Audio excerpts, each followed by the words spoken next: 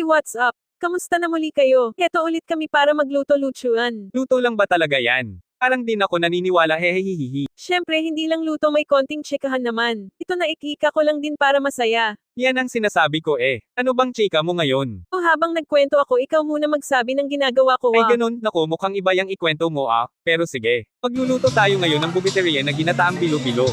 Ang unang gagawin ay hiwain ang saging na saba. Uy, teka lang din ako makasingit o paano pa ako magkwento niyan. Sorry naman, sige na hinaan ko na lang pag voice over, galit agad, ano ba yan? Hahaha. O ito na nga ang simula ng kwento. May nag-message sa akin na isang kaibigan at tinatanong, Saan ka nagtrabaho ngayon? wala ko work, bahay lang muna. Hala, bakit naman ayaw mo na mag-work? Hindi naman sa ayaw, nakapahinga lang muna ko. Ay, sayang ka naman. Bakit sayang?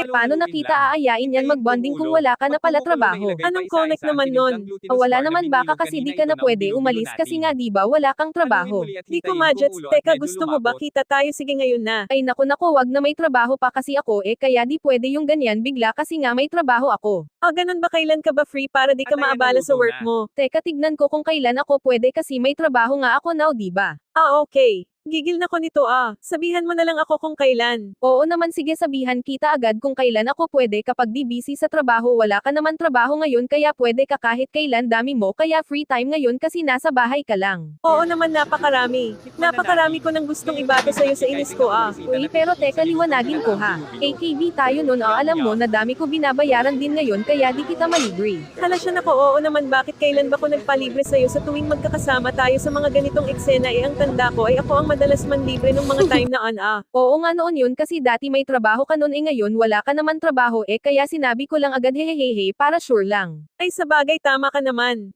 Oo nga pala, may naalala lang ako bigla, saan ka na nga nagtrabaho ngayon? Sa tuot. Maganda ba pasahod dyan sa trabaho mo?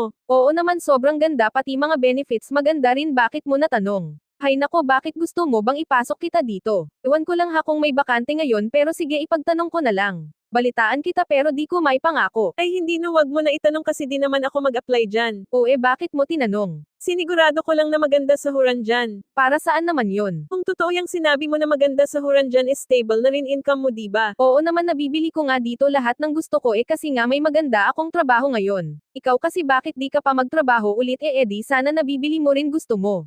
Okay, so pwede ko na kunin yung inutang mo saking pera. Kung hindi ako nagkakamali, 2021 pa yun Total sabi mo maganda work mo kaya pwede mo na bayaran utang mo sakin, diba? Send ko na ba GCash number ko? Ay naku ma'am, pasensya na, dami ko pa kasi binabayaran ngayon may mga pinag-aaral pa ko sa kadami bayarin sa mga bills tapos may bahay pa, kulang pa nga sinasahod ko. Sa totoo niyan kaya gusto kong magkita tayo kasi manghihiram ako sa iyo pambili ng gamit ng mga bata sa pasukan Meron ka ba dyan ma'am? Bakit bigla atang nagbago ang ihip ng hangin, kala ko ba maganda trabaho mo? Nagmamalaki mo pa kanina, diba? At halos ipagdukdukan mo sakin na may trabaho ka at ako wala, ano nangyar? Hindi po ganun yun, na-open ko lang naman. Senador siya na po kung tingin nyo nagyabang ako kanina pero hindi po talaga. Okay, sabi mo paano send ko na GCash ko para hulug-hulugan mo na lang yung inutang mo nung 2021 pa, kahit unti-untiin mo na lang, okay lang sakin.